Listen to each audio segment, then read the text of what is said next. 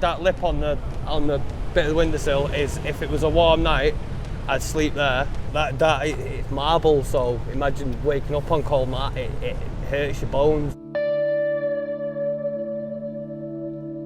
Fell homeless late 2018. I had a fallout with my family.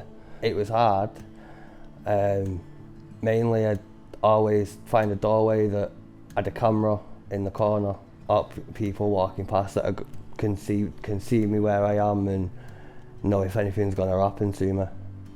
The drugs that I was taking was just to block all that bad stuff out. It was a drug that just knocks you out to sleep. You don't feel the hard floor until you wake up, and then you wake up and you've got backache or you've got pain in your legs because of sleeping on cold floor. I started working at Centrepoint Rough Sleepers team in the summer of 2018.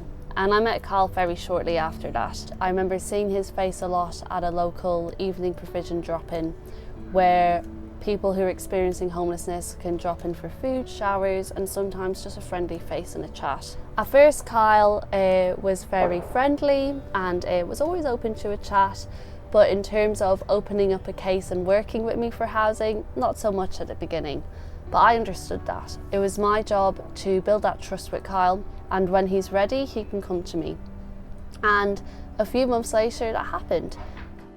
A couple of my mates around my age that I was sleeping rough with mentioned Centrepoint as a place to come, so I came here to obviously try and help myself get sorted. If there was something wrong, they'll listen and try and help you with them as much as they can. It does help seeing the same person, because you do build the trust. If you see someone else every other week, they don't know what you spoke about last week. They don't know how you felt last week compared to when you sat with someone. We built such a strong and respectful relationship. When he first started working with my colleague Amy, they were able to build that relationship much faster because Carl knew that Centrepoint was a safe space, and he knew that the workers at Centrepoint were non-judgmental and were going to meet him where he was at. I first met Kyle around 3 years ago. He was working with my colleague Clove, who's the rough sleeper coordinator, and she was supporting with trying to get him into some housing. And I'd had sort of some brief conversations with Kyle, mainly because I was supporting Kyle's best friend at the time. I got more involved with Kyle. Unfortunately, his best friend actually passed away, and we supported Kyle through that time, and obviously it was just a really tough time. And for Kyle, you know, I guess it was, he could have gone either way, and he didn't, and I'm really proud of him for that. He's come such a long way from like the shy Kyle that I first met to where he is now. At the weekend, I am volunteering for a homeless street team. Throughout the last 2 years of me being homeless, they were there as another support network helping me.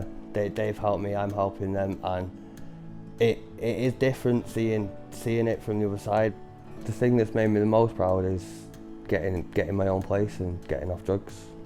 It was hard because for a year I was sleeping on my sofa.